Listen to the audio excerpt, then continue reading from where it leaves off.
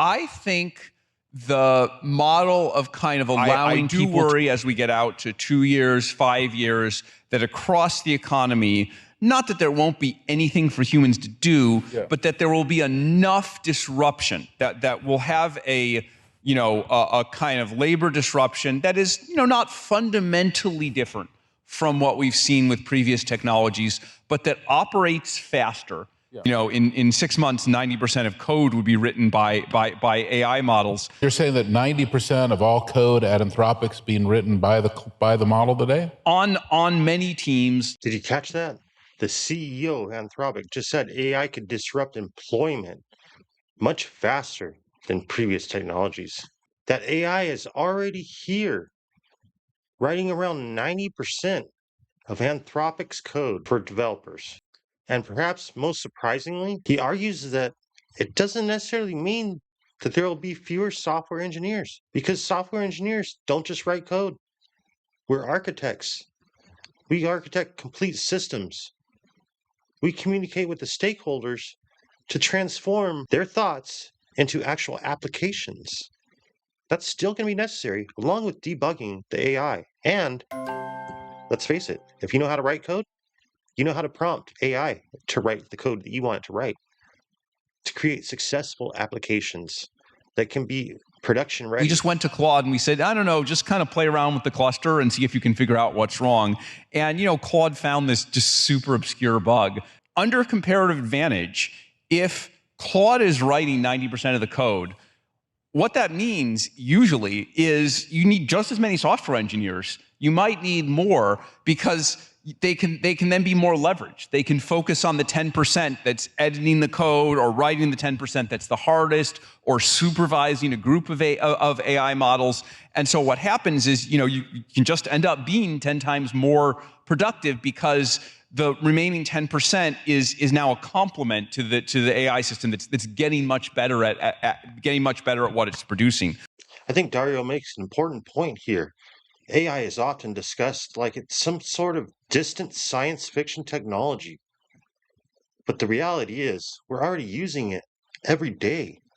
Even if we aren't using it directly, we are all using it indirectly through services that we apply to. Think about it like this. Have you checked your Gmail lately? I'll bet you it has an AI at the top of it summarizing your Gmails for you. You may not choose to use it, but it's there. See, businesses are deploying AI into customer service, software development, marketing, healthcare, finance, education, cybersecurity, pretty much everything. It's going to be in your dog's food bowl next. Mark my words. I believe what he says is true. One of the biggest mistakes people make is believing that AI is going to be coming all at once. It's not. It's slowly integrating more and more to the point where you won't be able to stop it. That's what they're talking about. It's not a wham bam, thank you, ma'am. It's a slowly, we're going to add this, then we'll add this, then we'll add this. Now you're overwhelmed with it and you don't know where or how to act without it. That's what they're going for, guys. Are you ready? What are your thoughts? Tell us in the comments. Basically, every new model is just sprinkling in a little bit of pixie dust. Businesses adopt it, and eventually the entire industries are being operated differently. That's what's going on here. The teams play an editing and supervisory role, but Claude can both, you can say, write this feature and Claude will do it, and then the human kind of looks over the code or asks for help from another model, another copy of Claude. I think inevitably, as we talk about AI in the future, this kind of sci-fi sheen on the whole thing, and that's in a way it's helpful as a metaphor, but also it can be distracting. I think there's some things that are real. One thing that's real within Anthropic and elsewhere, we are using Claude to help build products on top of Claude and to help train the next Claude. Now, this is where AI gets really interesting because most people think of AI as just a chatbot still. But Dario's explaining how AI is being used by all the Anthropic engineers as a collaborative teammate. Help serve Claude faster. 6 months ago, I made this prediction that was that, every 3 months we make a model that's smarter than the model we made before. And indeed, the models are slowly getting to where they're, better than most humans at most things. Maybe at some point better than all humans than all things. The other thing I think is real is sometimes we have these long-running bugs. When we were training the most recently released Claude, it was like, the cluster was broken, there was this bug, engineers were spending a few days on it, and that is broader across the economy because it relates to all cognitive. You think that's in the next 2 to 5 years? 2 to 5 years, I would say. Okay. And at what point, just coming back to my previous question, at what point is Anthropic, the model, writing 100% of the code? Yeah, again, it's a tricky question because maybe even if the model's writing 100% of the code, the humans are still supervising the model or prompting it. Or this was one area where it was like, Claude is like having a very talented teammate. So if Claude is now writing 90% of all of the code in Anthropic, do you need less engineers? If 90% of all the code, when will it be 95% or 99%? Yeah, so, I am concerned particularly about people's ability to adapt as the jobs are changing fast. The jobs are changing so fast. But comparative advantage is powerful. That's going to be one of our tools in this. I mean, software engineers are now creating better software with AI. AI is helping software engineers develop AI. That feedback loop is one reason why it feels that this progress is just so fast right now. Yeah, I mean, this specialized stuff of reading images, like, I think that's more about specialized models. Like, if you don't have the right data, maybe it's not doing well again. It's less reflective of the overall. Is that the crux of the issue, like in radiology? I think people can misinterpret it as, like Claude writing 90% of the code means we're firing 90% of the software engineers. But yeah, I think there's a lot still left to work out in what the role of the human is and what the role of the model is. And of course, that's changing as the models improve rapidly. So it's a rebalancing of the work, is what you're really saying. It's not a replacement. It's not a replacement, it's a rebalancing. If you look back at, the early days when people, deployed new technologies. Now, this headline has generated a lot of buzz in mainstream media. Let me help to clarify exactly what Dario Amodei is talking about. You see, software engineering, it always has been more than just writing code. That's just what people think in general. But really, it has to do with the fact that developers, they're developing systems, complete systems. They review architecture, they debug production environments, they project, all the different aspects that's necessary for an application to run, like security, all those things. They work directly with customers, a lot of times with stakeholders, to turn their ideas into real world applications. And, AI can actually generate incredibly good code. However, it's always going to take humans in the loop to be able to review that code and make sure that it doesn't have errors, make sure that security is in effect to the fullest. Because otherwise, AI, it can act as if it's secure at face value. Normal user might think it's secure, but not to a seasoned veteran. They can find a flaw in it often, and only takes one back door to end up being a big nightmare. Think about it if you have, say, a system like, the amount of users that Instagram has on it. If they just allowed AI to generate all their code and they didn't have any senior developers overlooking that code to make sure that there weren't bugs or security flaws, I'm sure there'd be a whole bunch of class action lawsuits out right now about that. So, as it is, yes, AI will help, but it will not do the full task.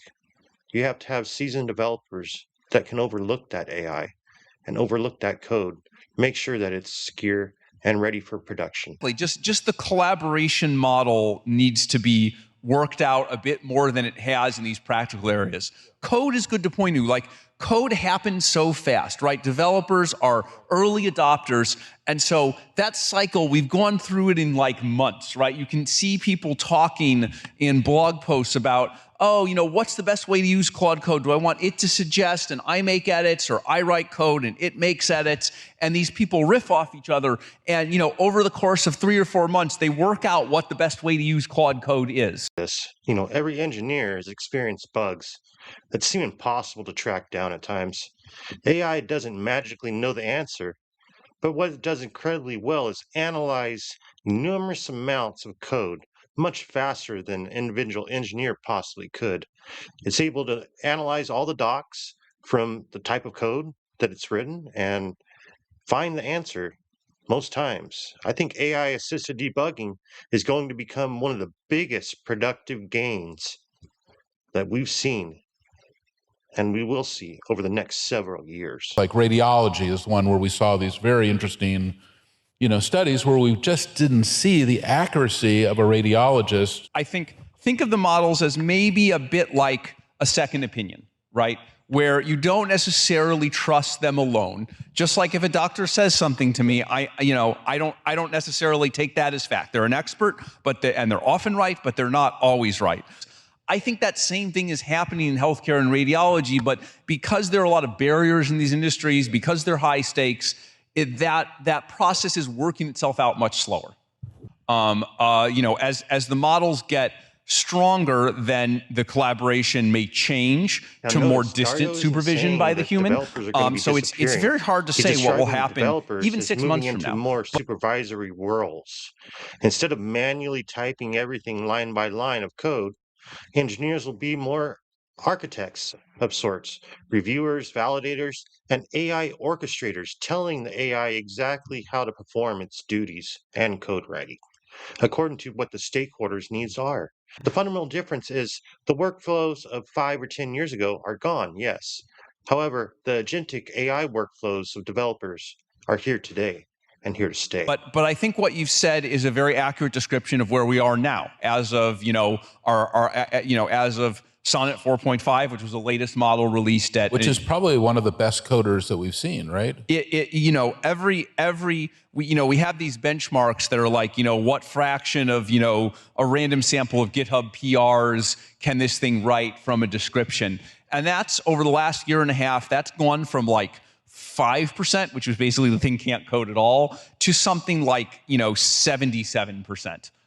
So it's really, and it's also yielding also this whole other ecosystem of things on top of it as well. Like even we showed Agentforce 5s yesterday that I think our customers will benefit from, or other tools, Lovable. These things have been built on these things, right? Has that been a surprise to you to see a whole ecosystem on top of the model? I mean, that's been great to see. There are many different models, right? If you look at the GitHub Copilots of the world, that's kind of complementary to GitHub. If you look at the Cursors of the world, that's kind of an IDE model. If you look at the Lovables and Replets, that's more of a consumer model that allows people who are not traditionally software developers to write code.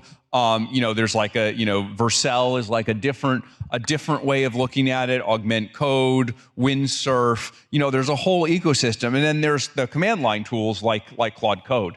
As that 90% goes to 95, 99, totally automated end to end, there may be some point at which all bets are off. See, I think that comparative advantage is one of the most overlooked concepts of this entire video.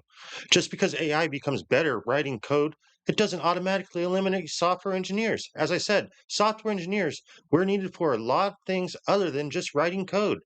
We're complete architectures of full systems. We take what the stakeholders have in their minds and bring it to fruition, making that app work just as they developed it in their mind.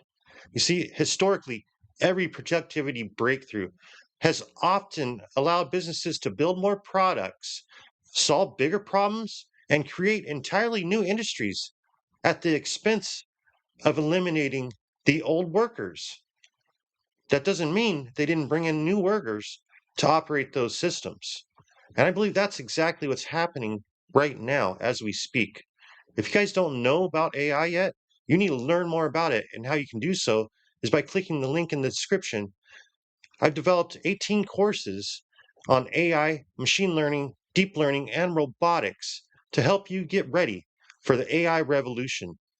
Visit aiaia.dev or aiagentinnovation.com and sign up for your courses today. So, even as these models get smarter than any individual human, there's a ceiling substantially higher than that in terms of doing the things that a company tries to do in the world. And my vision of Anthropic is a company that serves the enterprise of the world, that transforms every enterprise, puts AI at the center of every enterprise. Yeah, this is one of those questions that your customers are like your children. You really shouldn't give an answer, so I'm not going to give an answer. Our revenue has been going up 10x per year. It's currently, I think it was reported this morning, which I'm happy to confirm is correct, is approaching 7 billion run rate. But that is one of the most positive applications. But I think that we will see applications across the industry. I'm very excited about financial services. I'm very excited about insurance. I'm very excited about taking basically every enterprise and learning to serve every enterprise with smarter and smarter models.